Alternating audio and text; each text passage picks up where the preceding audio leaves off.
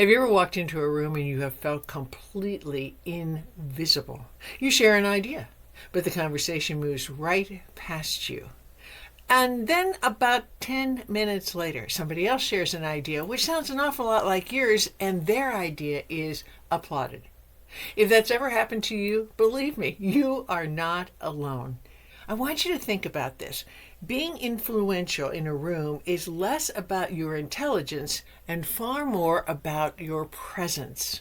In my last video, I talked about why sometimes people don't take us seriously, and I show that very often it has less to do with our ability than in the way that we are showing up. Today, I want to build on that idea. Because once you begin to understand the signals that are actually obstacles, then you ask this question: how do I build presence in a room? And today I'm going to give you 4 steps to take you from invisible to influential. This video is especially for women who know they have good ideas, but they feel so overlooked in meetings and in conversations and in leadership areas. You know you're thoughtful. You know you're capable. And you know you're not trying to dominate the room, but you'd actually like people to listen when you speak. If that sounds familiar, these small shifts can actually make a profound difference. Before you say one single word, people are already forming impressions because of what you are wearing, because of your grooming, because of how you show up. You see, you're sending a message that says, "Here I am." And interestingly enough, there's actually some real research behind this. Psychologists call this the costume effect.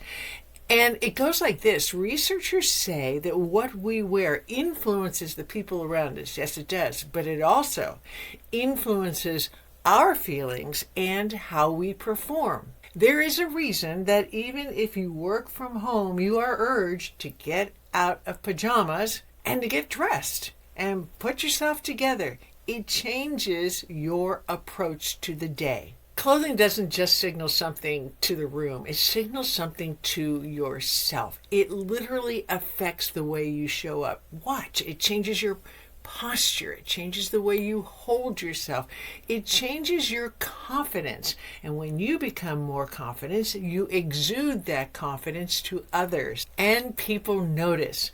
Presence begins even before the conversation starts.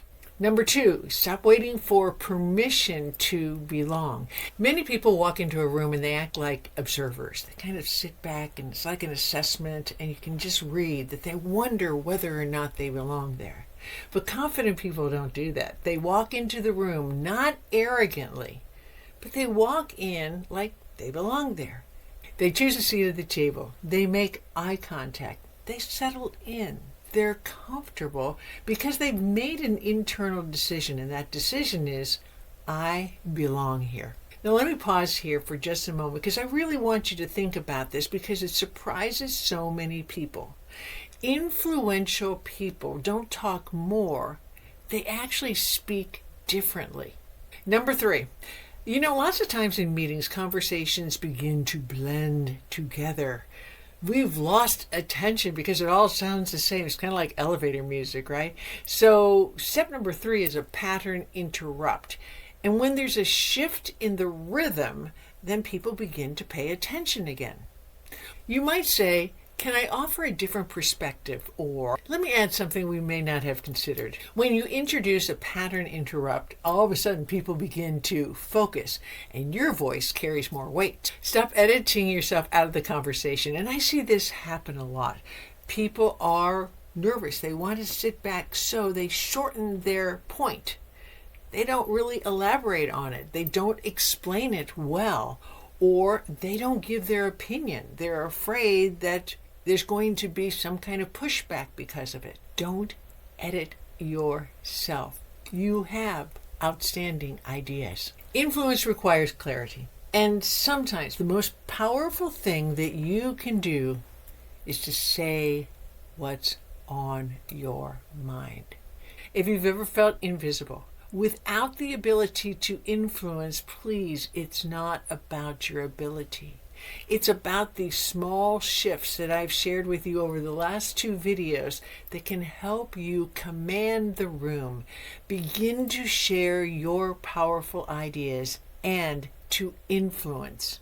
They're minor shifts that you can begin to make today. Now, if you want some ideas as far as how to build and how to maintain confidence, I've got you. I've put together 7 secrets to unlock your confidence, and I'll put the link down below. And I invite you to take a look at my previous video, Why People Don't Take You Seriously, and those shifts you can begin to make immediately.